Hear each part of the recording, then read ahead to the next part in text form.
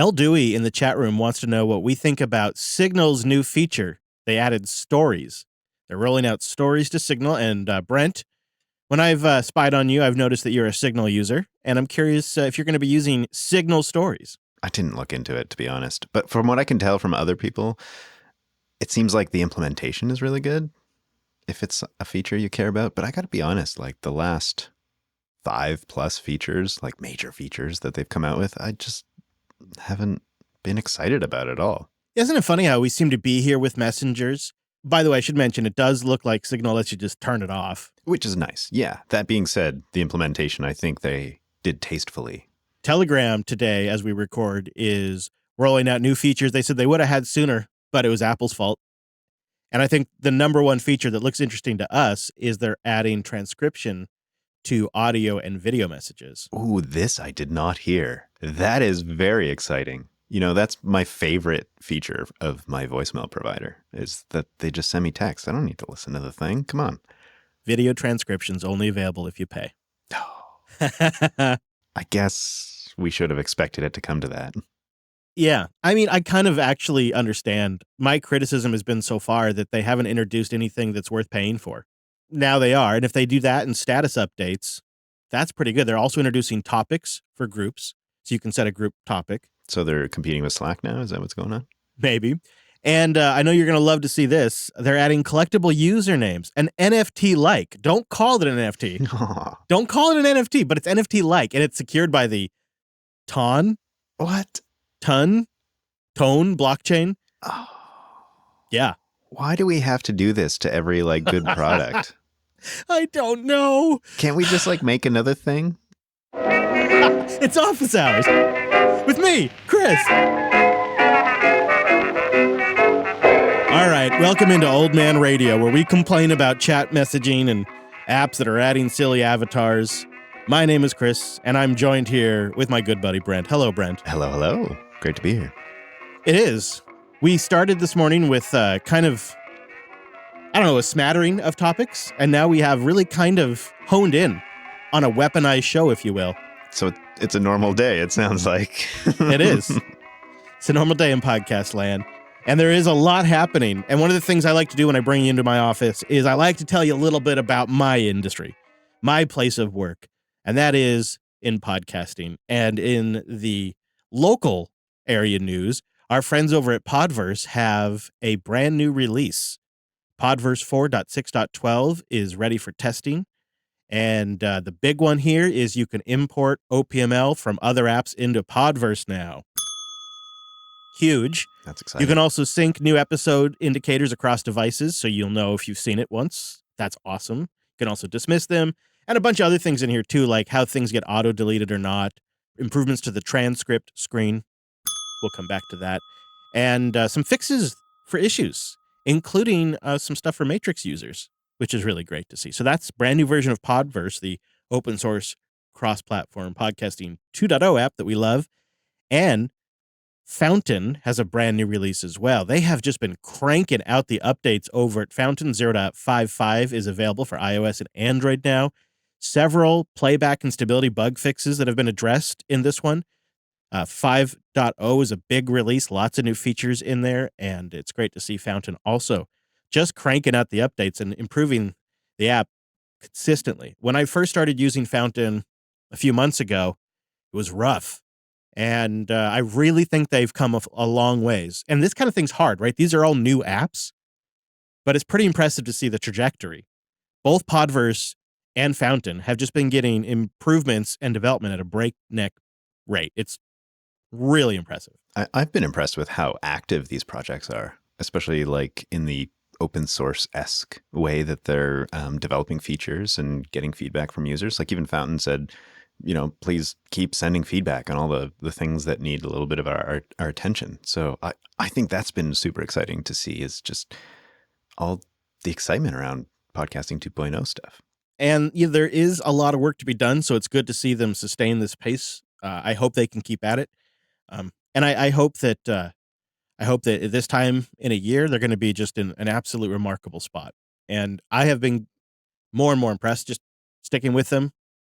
I feel like it's been paying off. I really like the apps. I really like boosting my podcasts. With that, let's shift to something that's, well, I think a lot of people are going to think this is bad news, but it's actually great news. And I have to go back in time, go way back in time, maybe about 2-3 years ago, when I would get a question all the time. I don't know if you remember this question, Brent. Hey, why don't you guys put your videos up on Odyssey? Have you heard about LBRY? It's this new platform. It's an alternative to YouTube. And then often in that question, they'd cite such and such in our community has just moved their videos over to this platform. When are you guys going to do it? Do you remember this? Oh, yeah. Yeah, we get that a lot with different technologies and stuff, but that one specifically. Yeah. And I remember at the time, I said, I'm not exactly comfortable with LBRY and Odyssey. It just seems like another centralization, just on a different platform, right? That's the problem I think PeerTube solves is everybody runs their own federated instance. The LBRY just seemed like another centralization. The other thing I didn't like about it is LBRY created their own coin, a token called, I think it's LBC. And this was a big red flag to me. You guys know I'm not a fan of the coins. I think 98% of them are all scams. And the other issue is that most of them are securities. Now, just a really quick overview of what that is. You have securities and you have equities, or I'll just say property. You have securities, which are like stocks. That is, you buy a stock. That stock is being managed. The company's being managed by a core group of managers. You, as an investor, are buying that stock with the assumption that after that business pays its expenses, you're going to make a profit on that stock. And that group is working, that management group is working on your behalf to make sure your investment returns profit because they're working to manage the company properly so it earns profit. So you invest in a stock. Like when you buy Apple stock or Tesla stock, you're investing expecting the company to become worth more. And you expect it's going to get that way by the leadership that runs the company making the right decisions. That's a security. An equity, and I could be getting these terms wrong because I am not a financial advisor, but something like property, that's the whole item. That's the final thing. That's the raw material. You own that. That might be what the business is actually buying to manufacture to make their widget, but you're buying the raw thing, land, a mineral, an asset like Bitcoin. That is been determined by the SEC and the IRS to be property. The IRS taxes it as property. The SEC looks at it as a commodity. So it is not a security because it's not centrally managed. There's no pre-mine. There's nobody that got access to it before it went public. And there's no team of investors or organizers or managers that are working to make Bitcoin worth more money. But that is exactly what LBRY was doing. And as I predicted 2 to 3 years ago, a judge this week has ruled that LBRY was in violation of U.S. SEC laws and that the LBRY token, LBC, was a security. It was a security that they worked to make worth more money. And they used this fake money to pay people to sell and buy USD to then pay for things. They essentially worked to bring up the value of money they were printing so that way they could buy things like content creators, infrastructure, anybody that they could get to take either LBC directly or they would sell LBC on the open market. And what happens with these, and this is just going to keep happening, is the SEC uses something called the Howey test. And every crypto, with maybe the exception of Monero, fails or passes the Howey test, depending on how you look at it. And the Howey test is what they used in this case. It's really simple. It is, quote, the investment of money in a common enterprise with the expectation of profits to be derived solely on the efforts of a promoter or a third party. That's every cryptocurrency out there, guys. That's all of them. Again, Bitcoin is the only one that didn't have a pre-mine and doesn't have somebody centrally managing it, and it doesn't have a marketing team. All the other cryptocurrencies have VC investors and marketing teams and people that have access to the token before the public got access to the token. They go on to say in the court ruling, quote, there was a reasonable expectation of profits to be derived from the entrepreneurial or managerial efforts of others. That made LBC a security. That meant that LBRY was in violation the moment they put LBC live. They were in violation of the SEC's laws. And this is setting precedent. This will set precedent, well, likely set precedent in the US for other cryptocurrencies. And this includes a lot of stuff. This is a major shift. And this is why I never wanted to get involved with LBRY or Odyssey. And it was obvious years ago that this was going to be an issue. And this was a tricky one, because it was painted with a brush of being the YouTube savior, getting us away from Google, right? You had that pressure of, well, don't you want to support a YouTube alternative? It sounds like we do, but not some that break laws on the first day that they're set out. This decision seems almost bigger than just LBRY. Like, it's going to obviously spread to other crypto stuff, right? And so I would imagine this is just the start, do you think? My thought is, because it's a great question, my thought is it goes as far as the SEC wants to take it, because this is literally every crypto but Bitcoin and potentially Monero. LBRY says as much. Their first tweet in the thread on November 7th, 2022 was, "We lost. Sorry, everyone." The follow-up tweet is, "We're going to lick our wounds for a little bit, but we're not giving up. We've got a bright team, tens of millions of pieces of content, hundreds of thousands of creators, and one of the most popular Web3 apps in the world." What does that tell you right there? That this was one of the most popular Web3 apps in the world. Right. That tells you something about Web3 right there. But then this is the last tweet in the thread. "The language used here sets an extraordinarily dangerous precedent that makes every cryptocurrency in the US a security, including Ethereum." And I 100% agree with their take on that. It absolutely does. So, this ridiculous clown organization that was printing their own money to buy goods, services, and creators, that was obviously in violation of SEC guidelines and laws of the US, has now just ended up setting precedent that the SEC can use to go after any cryptocurrency they want, including Ethereum, and they even say it in their own tweet here. So it sounds like cryptocurrencies will have to change their marketing teams to lobbying teams. Is that what you're saying? Oh, yeah, they're doing that. That's for sure. Yeah, there's a lot of lobbying going on. Jeremy K follows up on Twitter. Yeah, this SEC versus LBRY case establishes a precedent that threatens the entire U.S. cryptocurrency industry. Under this standard, almost every cryptocurrency, including Ethereum and Doge, are securities.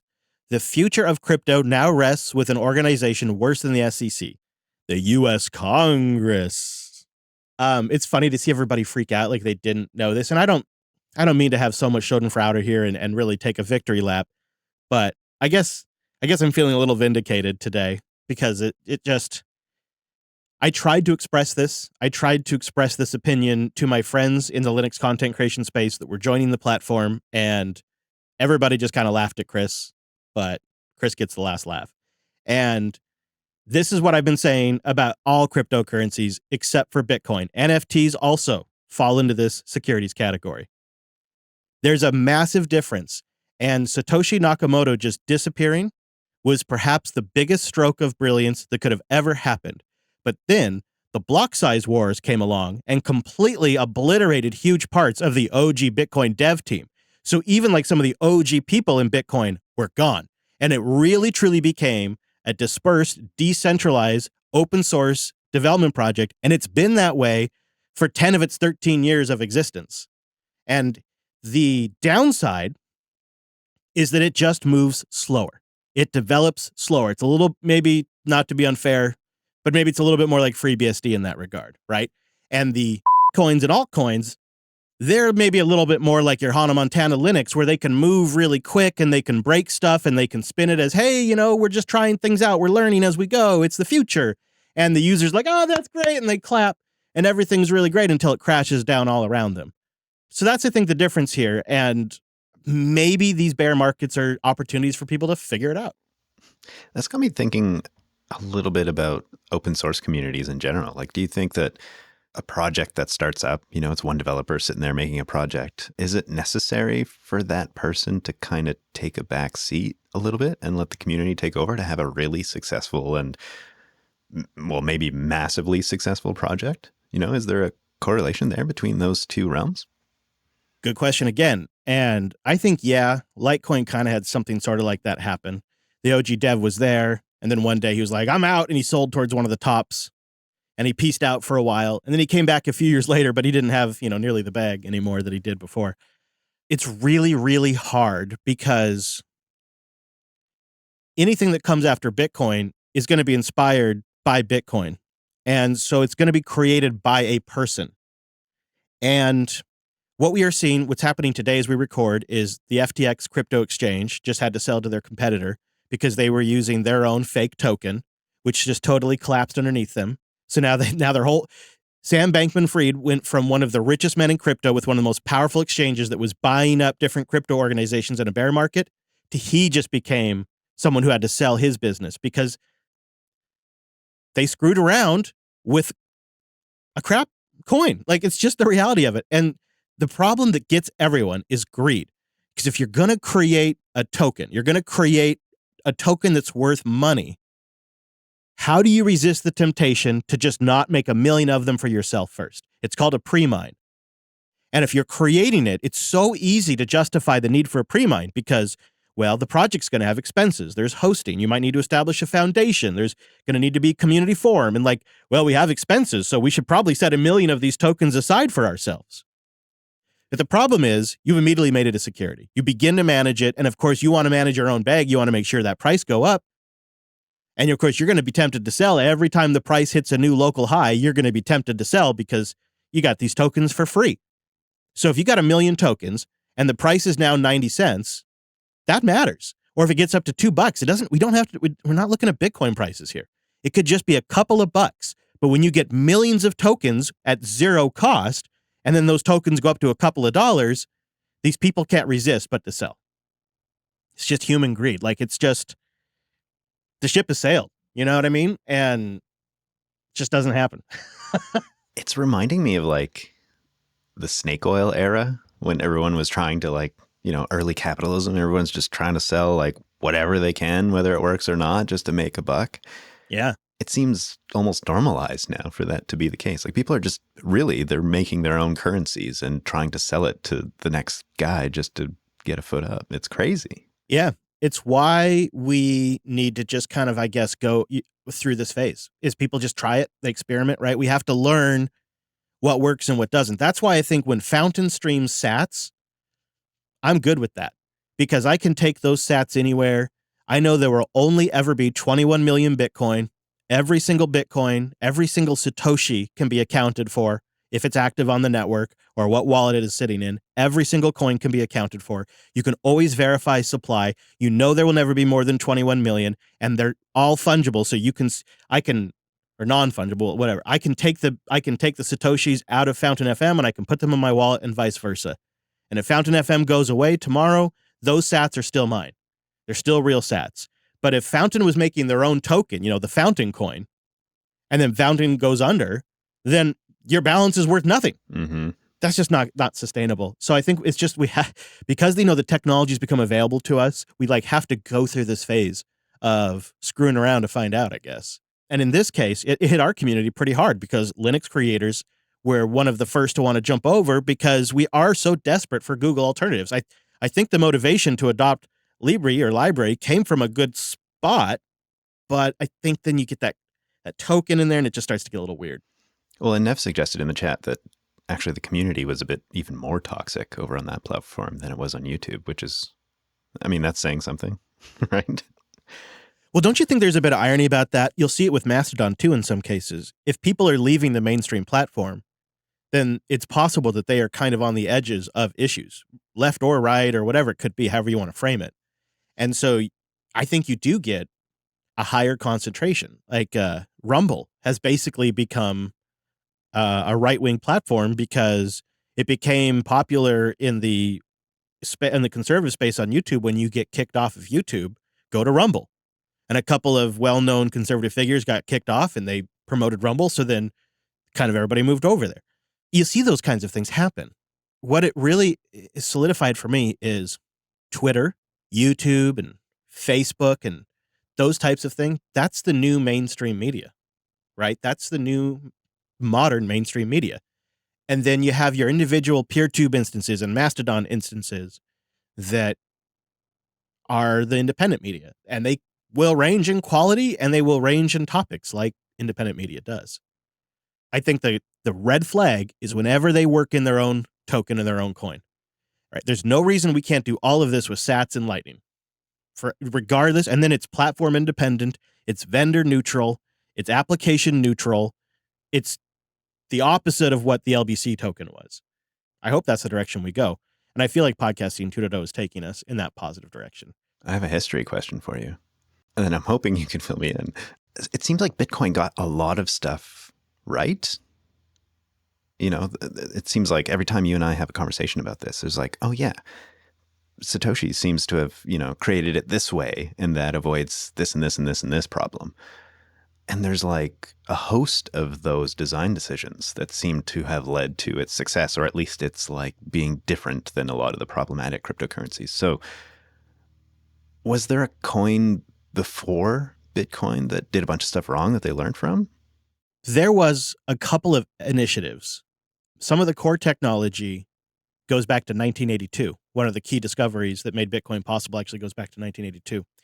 And so there's been things, different ideas, proposals that have come along, but nothing quite like this. What Satoshi was brilliant at, clearly seeing the way the economic situation was trending, right? Bitcoin came to life after the 2008 financial crisis. That's when Satoshi really turned it up to 11. And so it was being able to observe what was happening in the macroeconomic world, and then also seeing like three key technologies, proof of stake, proof of work, which was actually originally developed. Proof of work was originally developed for spam prevention, the scarcity concept. And I think another key innovation that Satoshi had that is truly hard to appreciate until we're years down the road is the timed release of Bitcoin and the automatically increasing difficulty. So you always get a block about every 9 minutes. TikTok, another block. Bitcoin's a clock. Every 9 minutes or so, you get a block. And Bitcoin will automatically adjust its difficulty to keep that average around 9 minutes. That, I think, was another one of the key innovations. And you look at how much insight it took to figure all that out, and I think it causes people to speculate that perhaps Satoshi was multiple people. But an analysis of the writing and the source code, which is consistently not so great initially, would suggest it is one person. But over time, that source code has been, like all free software projects, right? When Linus first released the Linux kernel, he didn't think it would run on anything but, i386 and SATA disk or something, right? He never thought it'd go anywhere from there. Look at us now. And then, people came along and made it something else. And we, in a lot of ways, that's what Satoshi did with Bitcoin. But unlike Linus, Satoshi didn't stick around. And that, I think, was a key insight, too. And it humbles me to think about just how brilliant that individual would have to be for all these insights. And I think it's one thing you can do is you can go get the Bitcoin white paper. If you just Google for Bitcoin white paper, just read the first 8 pages. You don't even have to read the whole thing.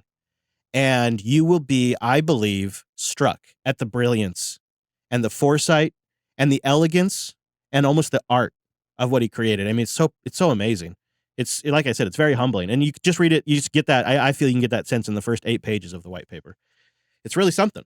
I would be surprisingly okay to find out, in like 3 years from now, that Satoshi was actually like an AI representation of Einstein or something. They took all Einstein's work and threw it in, or like some alien intelligence that just came down and gave us a little nugget. I'd be strangely okay with that. What if it was a government agency? Like Tor, right? Like, what if it was like a Department of Defense or intelligence agency thing that they did because, they saw the way the Western nations were acting financially, and they knew that they would have to create something that would, because and this is actually, if you look through history, this happens a lot. The timing of this. How remarkable is it that the timing worked out, that right as we are just seeing runaway inflation, we are seeing currencies get devalued like we've never seen in our lifetime, total collapse in trust in all kinds of different institutions. And this thing, Bitcoin, comes around, and its key features are scarcity, provably scarce, and trust, verifiable trust. Like, everything's mathematically provable, everything's fully accountable, everything's transparent on the blockchain. So there's no like fake money printing. There's no like tokens that you're actually don't really actually have any collateral to back them up, or like it appears like in the FTX case, their token's value may have been tied to the balance of their users' accounts. So like the overall money they had basically on file from their users. But then when there was a bank run, their collateral evaporated. And it's just like that you never know what these companies are doing. Bitcoin is provable, it's verifiable, and it's happening right at a time when you have conspiracy theories about literally everything. You have documented statistical low trust in the media, the lowest it's ever been historically, low trust in governments, low trust in political officials. People don't even believe in election results right now. But we have this Bitcoin thing, and it's mathematically provable. And I just find that the timing of it remarkable, right? That's really something. Yeah, I agree. It's really a powerful thing. It's one of those gifts. And I think, the podcasting 2.0 stuff is a preview of how it could be implemented in the future.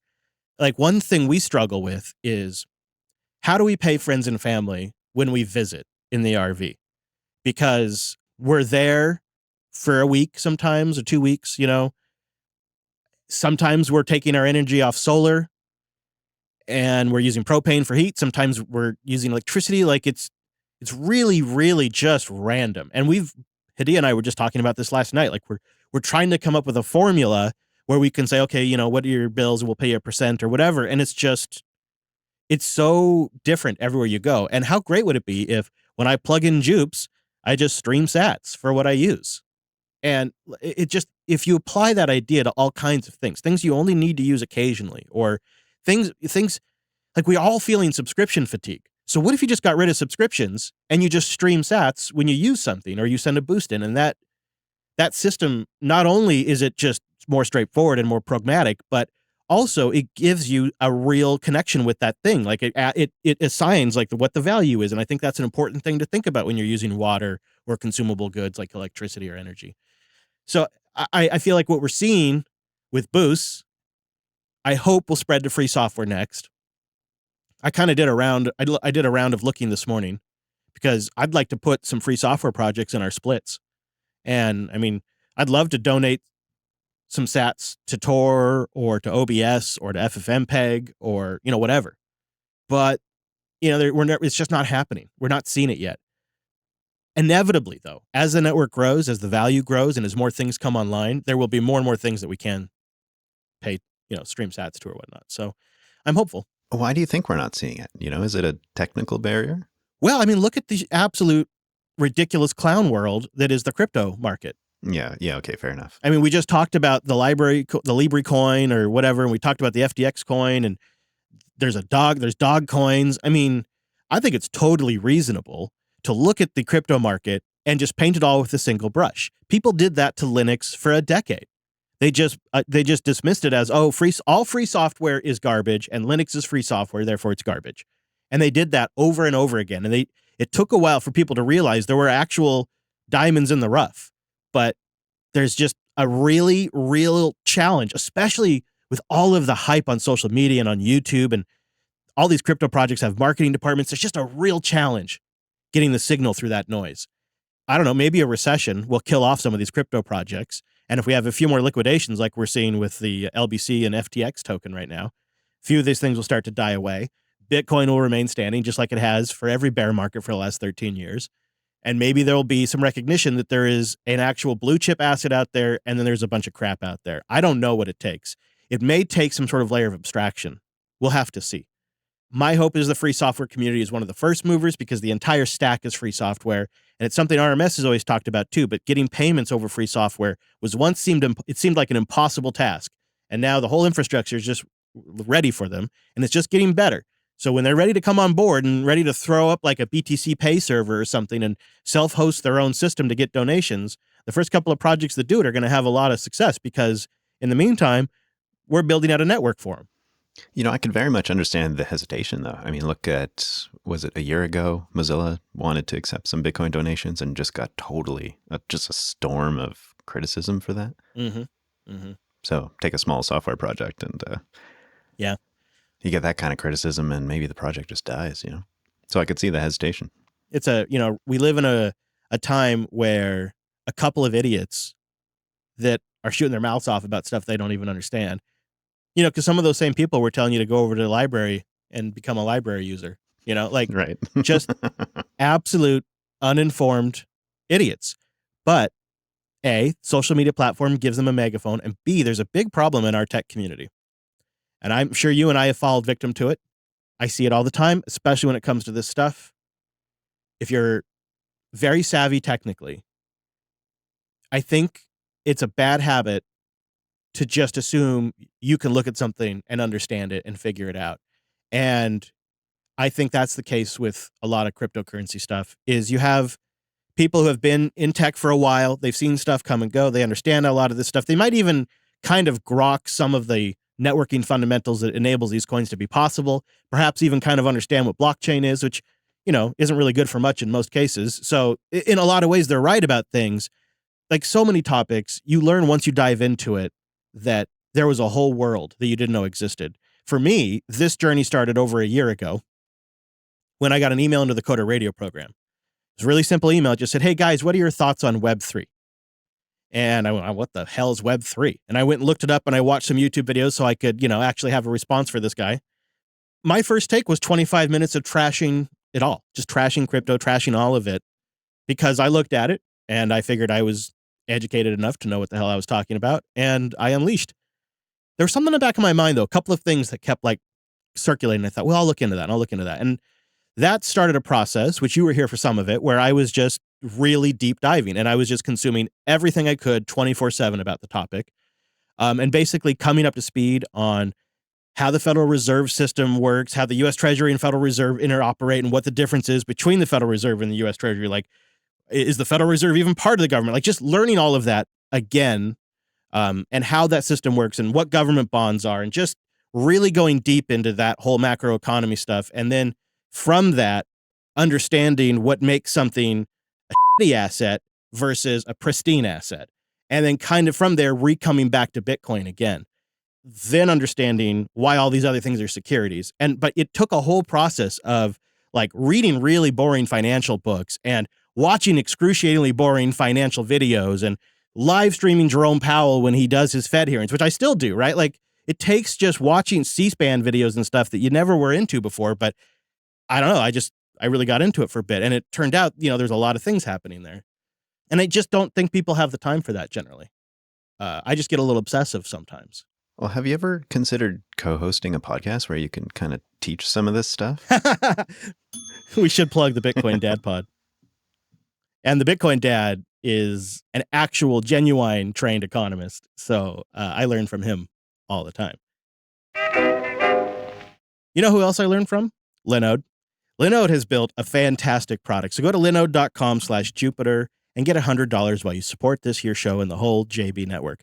This is the cloud I trust. This is a pristine asset right here.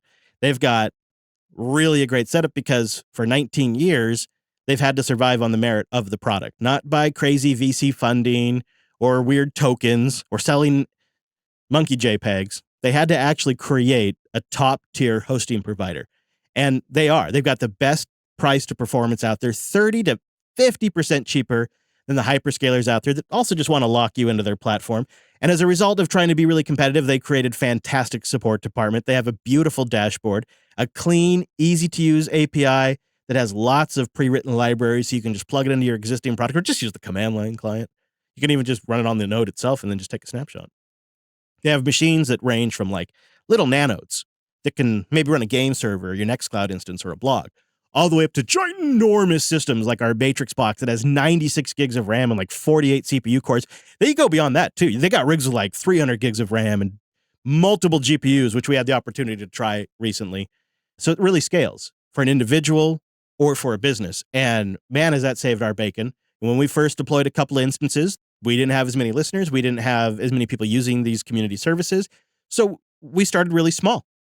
And then over time, I've just turned it up as I've needed it. And I've looked at the math and I've thought, if I were going to have some sort of crazy great internet connection here at the studio and rack my own servers, maybe initially I'd probably price a beefier box. And so maybe for a year, I wouldn't have to make any adjustments or two. But like when you look at the way our Matrix community exploded, it wasn't more than maybe 9 months into a Matrix community where we greatly outscaled what I would have been able to throw at it hardware-wise here at the studio. And being able to go into Linode and go, yeah, we got a little more, turn it up, right? And on top of that, Linodes have a 40 gigabit connection. I don't think I'm going to get a 40 gigabit connection here at the studio. You know what I mean? And then the other thing that makes it crazy is they mirror the packages for like the distros that they let you one click deploy. And so the packages are installing like over their local LAN, which is mind blowing. I love it. I love updating my Linodes because of that. It's just whoosh, watch it go. I mean, yeah, you could use your Ansibles or your Terraforms or your Kubernetes, but I like SSHing in and just watching it go. You know, something I actually enjoy. I'm weird like that. So get $100, play around, see how weird you are, and go see why we love it. Linode.com/Jupiter. Thank you, Linode. So, Brentley, in lieu of a website update this week, unless you have stuff you want to do, I know we have a couple other like website adjacent topics we want to cover. So it's your kind of segment, so I'll let you pick where we start. Yeah, well, I would say, as always, there's been some exciting stuff going on at the website project. One of them, though, I thought we should hone in on. There's been a lot of development on search and transcriptions. And now it's not fully kind of fledged out, but earlier in August, listener Pagdot opened an issue with a ton of investigations into transcriptions and the various services and AI that could help us do that. Some of it is IBM Watson, SpeechBrain was on that list, Deep Search, Whisper. And the great thing is Pagdot keeps updating those results. So I can see every once in a while, like, I don't remember that one on the list, but it's like, oh yeah, a few days ago it got updated. And they just continue to like try new technologies and try to sort things out. But this last week, FlackM just kind of came in with a bunch of enthusiasm, really interested in solving the search topic that we've been talking about. So not only searching through our show notes, but being able to search through basically JB history. So like the spoken words. Yeah. And so what's missing there is accurate transcriptions, especially transcriptions that you can search for technical terms, because yes, you know, every third word that we say on the network is some kind of technical term. And if you just take an sort of, you know, an English dictionary style transcription, then it's, you know, you're not going to catch everything. I would imagine that's not unique to our realm, but it's something to consider. And the Linux ones might be a little more niche than a general. Like we're not saying iPhone a lot, right? We're saying Linux terms a lot. Weird distro names. The reality is you can hardly say most of them, you know, on a good day. So well said. But FlackM's been just like all week, just doing a ton of research on this and trying various things. And I wanted to highlight some of that because I thought it was pretty exciting when I first kind of had a glance at it. But then I really dug in and it's like, oh no, wait, there's some really exciting stuff going on here. So they recently discovered a transcription library called whisper.cpp. I believe that's written in C++ to help access the Whisper model, OpenAI's Whisper model. So that happens to be a high performance inference of OpenAI's Whisper automatic speech recognition model. So that is exciting. So it's a means, as far as I understand, but I'm new to all this, of just kind of throwing our audio at this thing and just automating the transcriptions coming out of it. And I thought at first, this is not going to be that great, right? We've been wishing for this for years. And I remember last year at some point we had an app that we were trying out and it was like, yeah, it's kind of cool, but it's super inaccurate. And maybe in 10 years we'll have something. But it turns out that some of these are actually really super accurate. We've been using LAN 264 as a transcription example. And Chris, I threw up 3 of them that FlackM has been working on. So one of them is, it's almost like tuning how hard Whisper works to kind of get accuracy out of these models. So there's a fast one called Tiny, which works really quickly. So about 18 seconds to do 60 seconds worth of audio. Oh, okay. And the accuracy is surprising on that one, but you can kind of dial it up just a little bit. And so there's a step up, which is called bass. And I suppose that's a mighty fine default. So it's a little slower at about like 33 seconds to do a transcription of a 60-second audio bit. But it gets a little bit more accurate. But then there's just like ludicrous, which is they call medium. I think it's ludicrous. Okay. And so it's super slow at taking 426 seconds to deal with 60 seconds of audio. But it's even getting things like it's properly uppercasing GNOME and GTK4 and properly uppercase Q, lowercase t for cute. Right? And so I feel like I was blown away.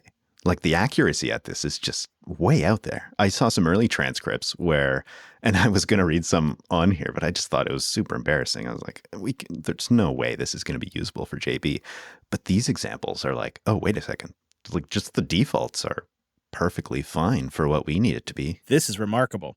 Do you know, can it tell the difference between speaker? Some of these offer that as well. Yeah, I think that's where my expertise, which is not very much, sort of ends. And something we need to do a bit more investigation on. I think probably FlackM can speak to that more clearly. I didn't do my homework and didn't invite them, but I think we probably should invite them to come say a word or two about how this might work. Yeah, I'd be interested in that.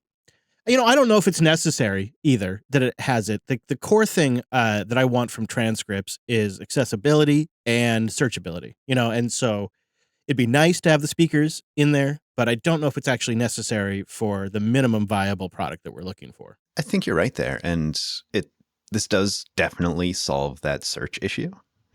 Searching for cute in there would totally work. And so that is surprisingly great. And I think if we can go through our catalog and just get these transcripts, then we have them kind of forever, which is a sweet thing. So I think there's a lot more work to do there to kind of integrate it into our systems. And so FlackM's asking for a little bit of help, just some other people who might be a little bit interested in helping solve some of these problems. And so they have a repo under their personal GitHub called Jupyter Search, which I thought was actually pretty good. And they're just investigating kind of what's next to get this to be sort of a solid solution for us. So I think if you're interested, please come join us and let's solve this, because it's actually insanely exciting. Super, super exciting. I really am very thrilled by this. My overall goal with this stuff and all of the podcasting 2.0 stuff that we're trying to adopt is to automate the workflow as much as possible. I know our friends out there right now are using things like sovereign feeds and they're publishing stuff manually, and maybe they're even manually generating the transcripts, or like in the case of Podcasting 2.0 show and No Agenda, Adam is fortunate enough that he has community members that help him with the chapters. But all of that, in the way JB works, in order for us to scale, we want to automate it. And so right now we have an encoding system that we call Castablasta. When the editor is done, they have a FLAC, or if we do a live to tape show, we export a FLAC. That FLAC is ingested by our Castablasta system that runs on Linode. That encodes it to an MP3 file. It generates a visual YouTube video in MP4. It embeds metadata like chapter and ID3 tag information. It uploads it to Fireside and it publishes on Fireside. And it does a few other things. Like it used to actually do our WordPress posts, and it does a couple of other things on the back end for us. And we would like to slip in things like transcription generation as just part of that, because for us, the goal is to automate that as much as possible, so that way we don't make mistakes. Because for, years, a decade, I did all this stuff by hand. I manually created the posts. I manually did the ID3 tag information. I manually created the RSS feed. And, a couple times a year, I screwed it up in a really embarrassing, very public way that also usually cost me downloads. Since we've automated it, we've eliminated those types of mistakes. And the infrastructure isn't very complicated, so it's not like we've created this Pandora's box of issues that we can't manage as long as Fireside's up. And that's an external dependency that we'll probably work out. My goal would be that ultimately our website, things like transcription stuff, that kind of stuff would be adoptable by other people that want to embrace podcasting 2.0 and do it in a way that scales for them. I don't know how far we'll get ultimately. I could see all of this back-end stuff, the encoding stuff, the transcription stuff. If it's all self-hosted, I could see a lot of that, or whatever can be self-hosted, running in a container. And that container is published up on Docker Hub. And other podcasters that are doing podcasting 2.0 could pull that container down And when they hit it with their web browser, it'd give them a little upload. They'd upload an MP3 or a FLAC file and submit it to their system, put the title information in there, whatever. We don't have anything for that right now. And then it would kick off, and when it was done, they'd have a published episode. So the idea is, once the FLAC is done, be it live to tape or from an editor, you're done. Everything else after that point is done by the computer. And generating an RSS feed is totally doable. Generating a transcript automatically is totally doable. Our website auto builds and publishes itself now, thanks to our community. We're already doing that with the new Hugo website. And it means that there's not somebody who messes up the WordPress posts this time. So that's where I'd like all this to slide in. Now, where we're still kind of figuring out where the lines are at is, what is internal tooling? What is something that is publicly possible for people to develop on? What's something we have to develop internally? Where is that line? And is there a way for both? And that's all stuff we have to figure out, like, especially when it comes to RSS feed generation. But I like the way this is going, and I really appreciate the hard work that's going in from I think both, thank you to FLAC and PegDot. PegDot? Yeah, PegDot, I think. I don't know. Thank you, both of them. And of course you, but thank you guys, because this is something that is not only going to be nice for SEO purposes, but it's also going to enable another audience type, right? Like, we don't have transcripts right now. So anybody who's hearing impaired is kind of left out from the content. And sometimes, there's something in there that they'd be interested in. Yeah, I agree completely. And it got me thinking a lot about Casta as a tool. And you mentioned kind of figuring out that line between what is, open source-esque and out there for our community to work on with us, and what's just internal. And I can see Wes in the chat room. I'm sure he has some thoughts on this. And so it got me wondering, maybe a few questions. A, should Casta be more open source-esque so that our community members can come in and help us solve some of those problems, especially because it seems they just keep having amazing ideas and some real skills to implement some of this stuff along with us, which is really exciting. But the other question would be, is that possible? Is there some sensitive stuff in there that we don't want JB to put at risk? So should Casta be open to our community to help on or not? That's a hard question to answer. There's that. Yeah. Is it built really for public consumption too? It's an internal tool. Yeah, not convinced. Not convinced. Well, we'll figure it out. We'll figure it out. And I think the more that the community gets involved, the more that sways our decision that direction. Like, that's what happened with the website. We were initially thinking maybe we'd build this internally. And I think the net result has been much better. There's things, like, it's always been true. There's just core competencies. It's like we have the skill set, but we also don't really have the time because we have so many other things we're doing, right? And probably should be focused more on the content when we can make that choice. Yeah, and I feel like what's really neat is that people can just come in and really dive in on one particular aspect of the whole big picture and just say, oh yeah, I'm really interested in search, but oh wait, we need transcriptions too, and that's kind of related, and I'm going to tackle that. And it means they don't need to worry about, the other 100 issues that are also open.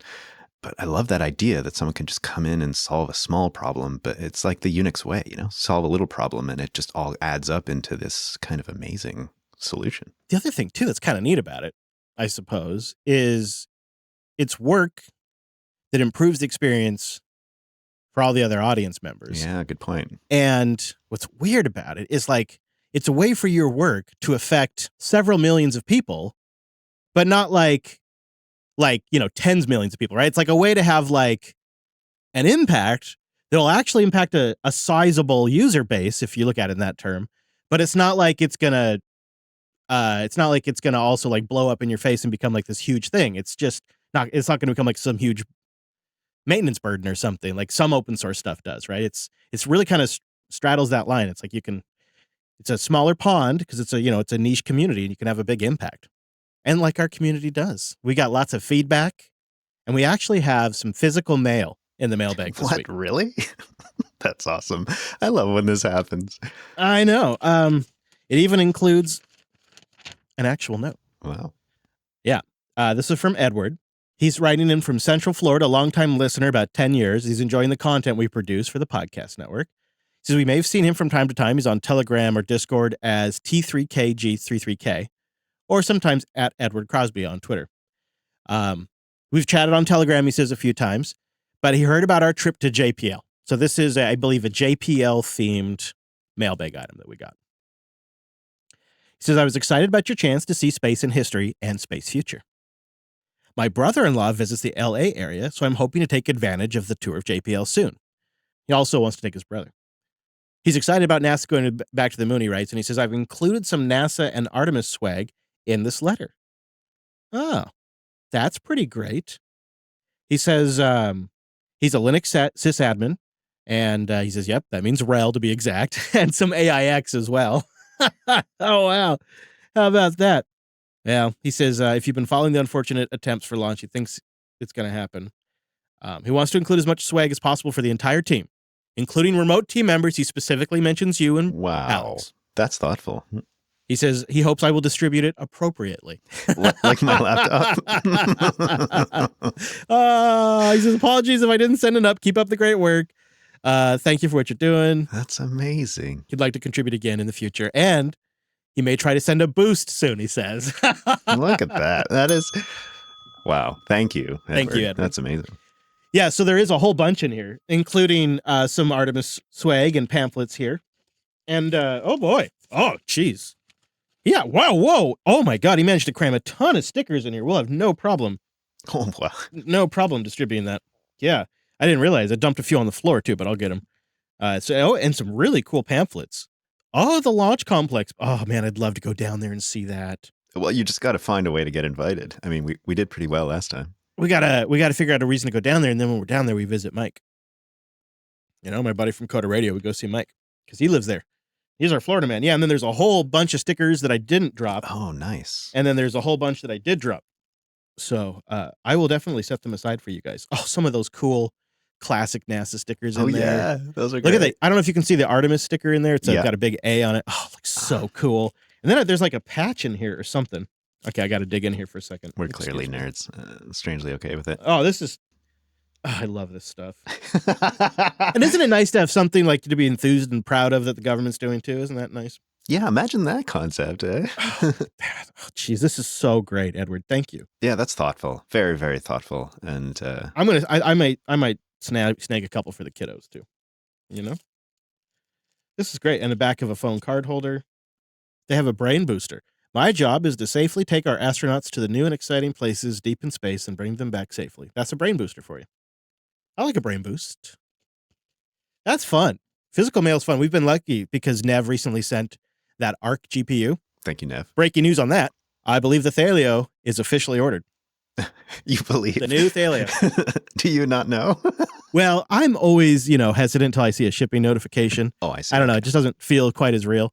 But I'm going to get the specs. I'll get it all put together. I'm pretty proud because it's, I think, a banging Thaleo for under $2,000. Wow, that's impressive. Yeah, easily a 5-year plus machine, I think, for under $2,000. Nice.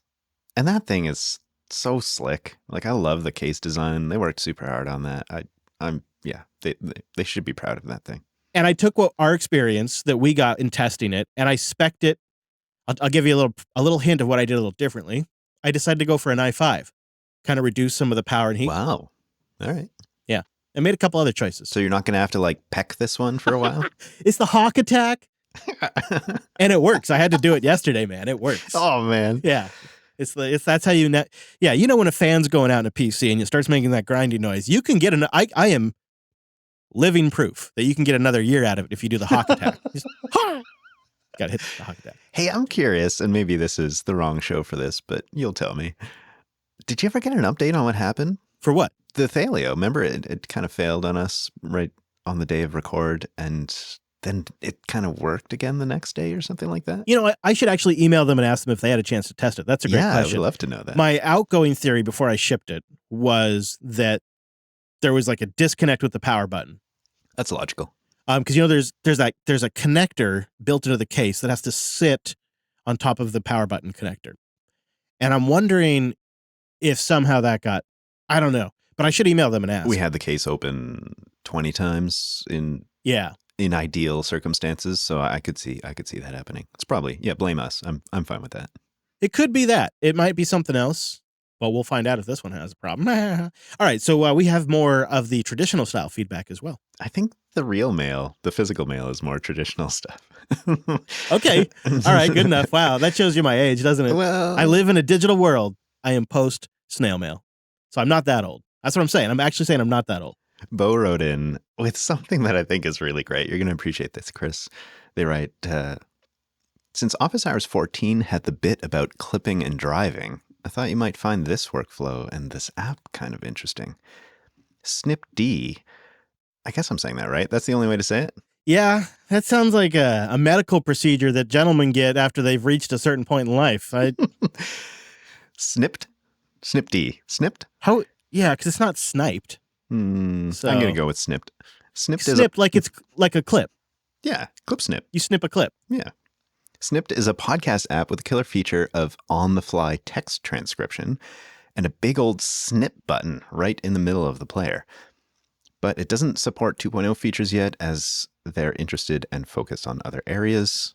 I asked, says Bo. Well, thank you for asking for us. For a popular podcast, they will automatically run the episode through their algorithms to generate the transcripts, and I think have some humans go through the transcripts as well. Sort of clean it up. Yeah, exactly, which is a great idea. For less well-known podcasts, they transcribe on demand, machine only, and it takes a few minutes, but it works well. The transcriptions are never perfect, but serve the purpose you mentioned of not losing an interesting clip while you're driving. The button is big enough that it's safe-ish to do while driving, equivalent to hitting pause or play. It captures a generous amount of content on either side, and so you don't have to think too much, as is often the case, about finding the topic you were interested in. I'd love to see the app that does 2.0 stuff and integrates this feature as well. He also included an example link of a snip that we could have a look at, and I think... Oh, yeah? Did you include it? All right, I'll play it. You want to play it? Let's see. Is this... It's Chris, it's a transcription, so it's actually text. You're used to clips on Fountain, but this one's a text transcription, which is kind of fascinating. Yeah, it's text, right. So you can play the audio with the transcript? Is that the idea? You know, I didn't see that from the link. Maybe you're seeing that. I didn't look very closely. So it doesn't do like karaoke style, but it does seem to do speaker separation, which is nice. Yes.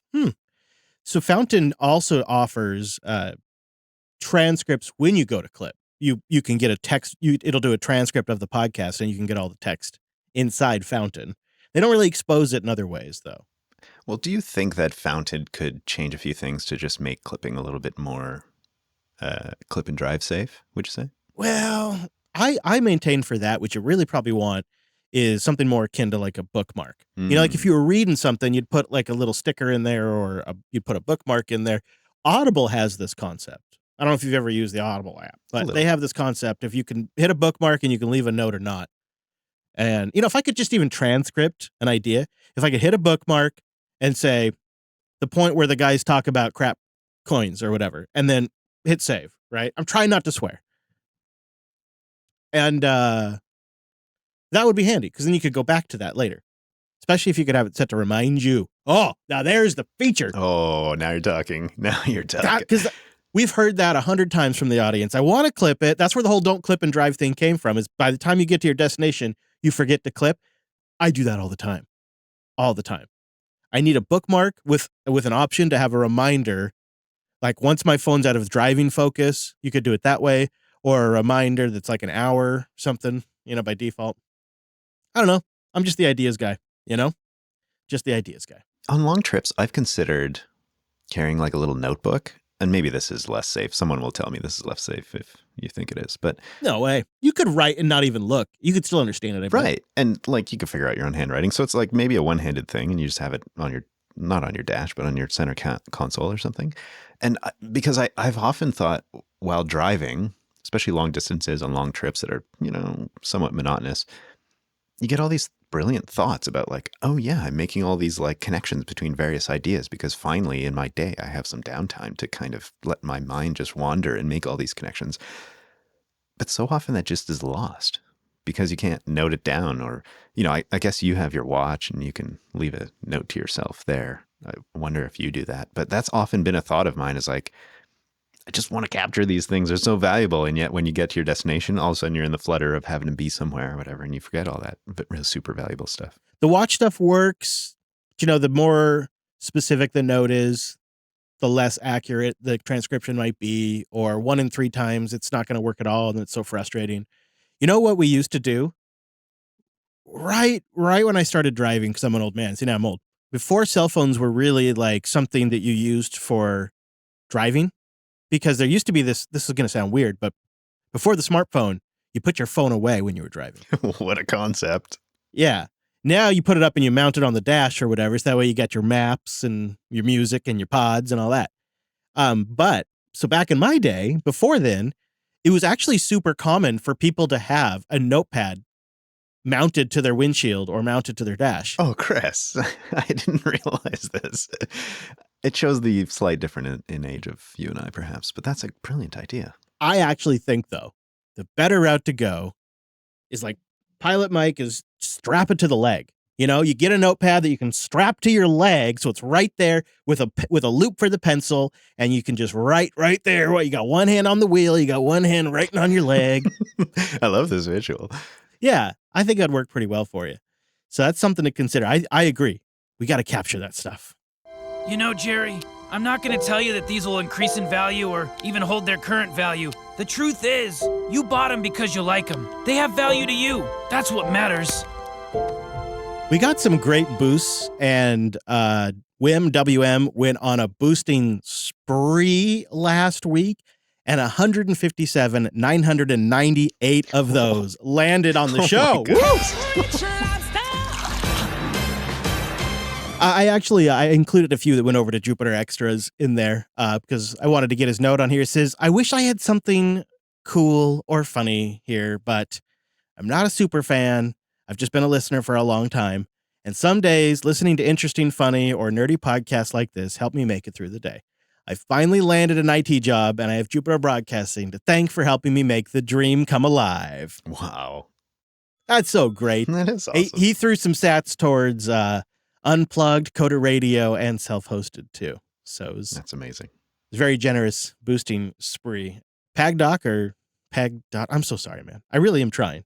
I think I got it right. He told me once I got it right, but now I'm so concerned about getting it right that I get it wrong. But he comes in with 3,333 sats. There's one big issue I have with Fountain FM. I get the feeling that they try to centralize the new podcasting stuff. Accounts play a big role, and it has many features like clips, which don't seem to be following the new podcasting spec and are limited to their app. Also, your nick is linked to your account. I lost my account there, so I'm not able to boost there as Pegdot now. I may be completely in the wrong, and they're just innovating, but it feels like they lock you in. Boom, boom, boom. I think there's some truth in that the profiles are linked to your email address. When I got a new phone, and I wiped my phone, and I launched, and I thought I'd transferred everything over, but I launched Fountain, and it didn't recognize me. And the first thing it did is took me through this wizard, and I had a whole new profile. I didn't have any of my sats, and I was like, oh no, because I have clips and I have friends on here, and well, they're not really friends; they're other clippers that I follow. But they make it pretty easy to log out of that profile they generate for you. They'll log in with your email address. They send you a code to your email. You put the code into the app, and then you get everything back. I don't know how they offer the community aspects, like the clipping and the username and the ability to thank somebody by sending them sats for a clip. I don't know how they do that without some sort of username system.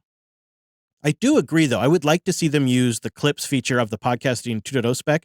Podverse is a lot better at that. And I'd like to see whatever transcripts they're generating be made available via the 2.0 spec as well. Because then, and I've said this to Oscar, but I think he's just got a lot going on. To me, it's crazy that every single one of us generates a transcript for the same podcast. Just wild that they do it that way. And especially when you consider that they're generating the transcript server side. I thought you were going to say it happens on the device. And I was like, well, okay, that's a good trade-off. But if it's happening every single time for every user on the server, that's just... So they're uploading the MP3 every time somebody does it. They're running the transcription, and then they're just sending them back the individual results.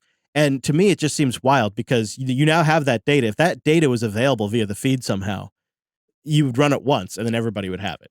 So there's some stuff, but the issue is that they are moving at 100 miles per hour, and they're prioritizing certain things and not prioritizing other things.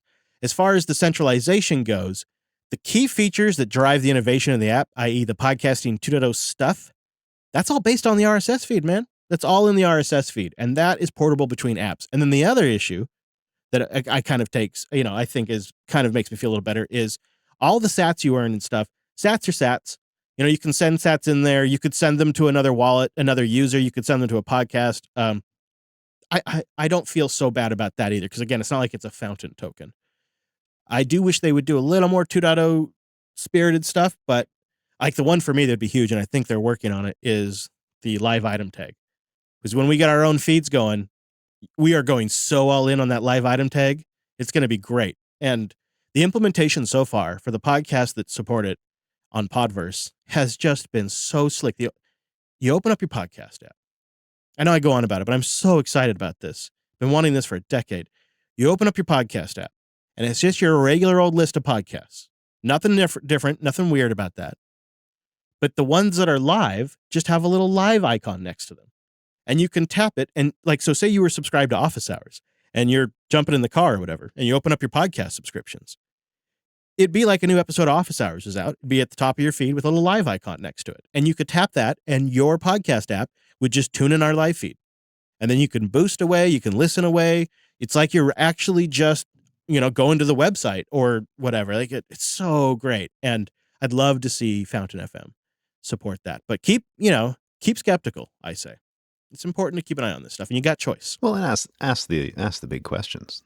Ask the big questions.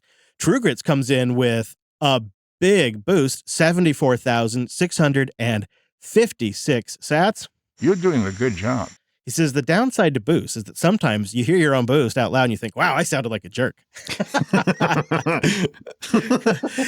It was last episode, TrueGrits boosted in why don't you just drive slower on your road trips? That's what he's referring to. I figured you'd probably thought about longer spaced out road trips before I had, but I just wanted to know the reasoning. Oh, totally, TrueGrits. We weren't offended. Anyways, I have been wanting to send this large boost for a while. It's the same theme as my 1701 boost number. There's coffee in that nebula. So there you go. That is the Voyager's registration number, the NCC 74656 or whatever. You don't hear it very much in the show, ever. But that's the Voyager boost. I like it. 74,656 sats from TrueGrits. Thank you, sir. And Captain Janeway gets her coffee. DJ boosted in with some elite sats. Interesting updates going on over there. Things are really coming along for the new JB infrastructure. If you end up with your own feeds and CDNs, this may complete the podcasting 2.0 transition, aka JBTNG. Also, will there be a separate premium feed for paid subscriptions or extra special feeds for maybe big boosters? Just throwing that out there, but just in case, make sure that your Lightning node stays up. Keep up the good work. Yeah, that is a problem sometimes. We had a power outage. So if your boost didn't come in, that's why. Will there be separate premium feeds? Yeah, we're going to make sure our member feeds are podcasting 2.0 compatible, and we have more features for the members that are coming once we have those feeds ready. I think we're still just kind of deciding what technology we use. It may be a matrix room. It may be another channel. Or maybe a member sat amount that's a certain low amount of sats and, gets read on the show because it's from a member. I don't know. I don't know how you authenticate that, though. But we're thinking about ways of doing that and features, and who knows where that goes, DJ? You never know. It's possible it develops even further. This is really neat. The Mere Mortals podcast boosted in with a row of ducks. Things are looking up for Old McDuck. Says, I was checking out some of your shows to see if I was competent enough to make some of my podcasts fully self-hosted. I'm not, lol, he writes. I came across this spicy title of yours. I think it was an anti-crypto title. Seemed contradictory at first, but I think you're right. Bitcoin is the only cryptocurrency. The rest are just crypto things. Love the shows and your adoption of the value for value model. It inspired me to create a whole show around it called Value for Value. Wow. Well, that's great. And the Mere Mortals podcast is great. And there is a Value for Value podcast, which covers the topic, which I tune into from time to time. So thank you for the boost, Mere Mortals. It's really nice to see you. That's amazing. And then Mr. Lurks-a-Lot comes in hot with a row of sticks. Coming in hot with the boost. 1,111 sats He's got his own node rocking now, and he sent this in with Boost CLI. So, Oh my. very nice. It's kind of funny. Nodes up, boostograms are coming in. He's checking the status of his node to see if he got it right and decided to YOLO some sats our way and sent in another row of sticks. And then he decided to send us a double podcast carnivore special sandwich, which is 8686 sats. All right. Make it so. And then he sent us a late set of sats during our live stream last week. Thank you very, very much. I haven't been checking the boosts. I should. I get logged out for some reason. After my most recent IP change here at the studio, every few minutes, I don't know what's going on, I get logged out of my Helipad Umbral instance, and then I have to log back in. And then I miss the boosts that come in while I get logged out, and I feel really bad. So I'll get us logged in over there. But we'll wrap up with the boost that came in while we were off the air. Soham came in with one of our last boosts this week, and it's also a row of ducks. Things are looking up for old McDuck. He went way above and beyond to send this boost in. There's a paste bin. I might actually read this because he kind of cheated to like make the boost longer by including a paste bin link. But when I read it, you might understand why. This is a follow-up from a previous boost a couple of days ago. I'd like to share my experiences with boosting as a form of feedback. So he sends me this paste bin, and I, all right, cheater, I'll go read this. And he writes, the trouble for me is I'm an international student in the U.S. I currently have no social security number and I have no state ID. So it means I cannot get access because a lot of these, due to regulations, require that you identify yourself. Breeze is bugging out on me, but he did manage to use a local Bitcoins resource called Local Bitcoins. He said I could KYC with them, that's know your customer, with them, and trade with a reputable trader in a peer-to-peer fashion. He says, I guess for me, I still get the back in the alley vibe from Bitcoin. It's kind of fun when you do it that way. It really feels like old school, like person to person. It's so weird, right? He says, I've now set up my own node. I have finally have an excuse to play with the Lightning Network. I've been enjoying that, and I've set up a channel with the podcast index for convenient boosting. Keep up the good work on the shows. Amazing. That's amazing. Amazing you went to all that trouble. It is tricky when you are, quote unquote, unbanked in the US. It is extremely hard to try to participate in the system on a random day. It's totally designed for you to be completely identified and known. Would RoboSats be a way around that? Attaboy, Brentley. Attaboy. Absolutely. Absolutely. RoboSats, for sure. I would imagine Fountain FM as well if you want to just gather some sats slowly. You could just use the earn functionality on Fountain FM. I think like the first hour of listening, you stream sats. And of course, you can also earn sats by getting good clips, and then people boost your good clip as well. So definitely Fountain FM is one way to just do it without buying any. And then I think if you're in the US and you have like an ID, Strike and the Cash App are the easiest. Outside the Cash App, Blue Wallet, outside the States, is probably the next easiest. And then if you want something that is just off the radar and available anywhere, RoboSats. It requires the Tor browser, but it's so great. And our last boost this week comes in from Wise Papa John with 10,000 sats. And he just wants to give his +1 for a JB meetup page for the community. That is definitely something we're still sourcing. We're sourcing ideas for community meetups. We're also trying to source ideas for RSS feed hosting, if you know of a great provider. Obviously, our first thought is like Linode object storage, maybe R2 in front of that, or something to that degree, or maybe just R2. But I'd be curious to know what you think for something that's like multiple small XML files, well, maybe around a megabyte, who knows, that's not so small, that get hit all the time by clients. So we're looking for a way to run community meetups. That's infrastructure we're looking for, and we're looking for infrastructure to host XML files for the RSS feeds. We have ideas, but I'd be curious to know what the audience thinks is a great idea. I also think we're really close to a new show name. Whoa, that's exciting. I was thinking about announcing it this week, but we're running a little long, and... Well, I thought you wanted to bundle a bunch of other tests with the show. Yeah, I do. I had other ideas I wanted to do, including the new feed stuff. So I'm just excited about it, but I'm waiting. So we'll have more information on all that soon. But we appreciate the boost, everybody. If you'd like to send a boost into the show, go get yourself a new podcast app at newpodcastapps.com. Upgrade to a Podcasting 2.0 compatible app. and then you can boost in after you grab some sats. Eventually, ultimately, one day, we'll hope to have something on the website you can use as well. But that's down the road. All right, Brantley, what do you say? Time to get out of here? Yeah, you kicking me out? Yeah. All right. Let's go. All right, everybody, thank you for joining us on this week's Office Hours, but Office Hours are over, and you gotta go. We'll see you next time.